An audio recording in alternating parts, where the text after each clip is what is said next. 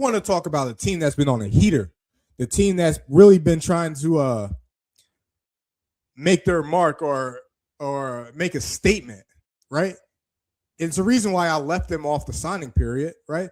The Ravens ain't playing around, right? They're building a more athletic, more dominant, more feared Ravens team that Munich has ever seen, that EFA has ever seen, right? And Kentrell, he's got a little bit of a monkey on his back. First year with the Ravens, they lose to Paris in the overtime win. Overtime loss. Second year, at home, at the crib, you lose to your arch rivals, Stuttgart Surge, in a nail biter, right? In a nail biter of a game. Kentrell's got to get out this first round, all right? Not just out the first round. He's the Munich Ravens. I feel like this is a team. This is with how they're built, a team that is battle tested, a team that is good, a team that is experienced, a team that has their fair shake of wounds. They have to do it. Get to the championship. At least get to the championship this year, barring any injuries, right? When you look at what they've done on offense with Kyle Callahan, right? The gang is back together. You think about Russell Tabor and Tabor Time, Justin Rodney, right? Malik Stanley, Marvin Roosh, Okonkwo, right? One of the most underrated tight ends. Abobi, right? Onye, Sayer, Brandt. Oh, not to mention they just signed Louis Geyer, Justice Selig, right? And Sexton Dragon, bringing him back into the mix from Madrid. Who are you guarding? How are you defending them, right? How are you defending that offense? You got two running backs that could easily rush for 1,000. You got about 3 or 4 receivers that could go for about 600 or 700 plus, right?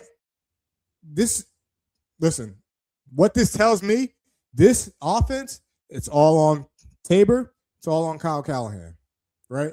How are you going to run this well-oiled machine? How are you going to run a plethora of talent, guys who can win one-on-ones, guys who can take the top off the defense, guys that are uncoverable, but also you're going to have to stack the box, right? Because you got Justin Rodney, who just state his name and came onto the scene as one of the top running backs in Europe, right, last year, all right? And you got Justice Selig, Offensive Rookie of the Year, right?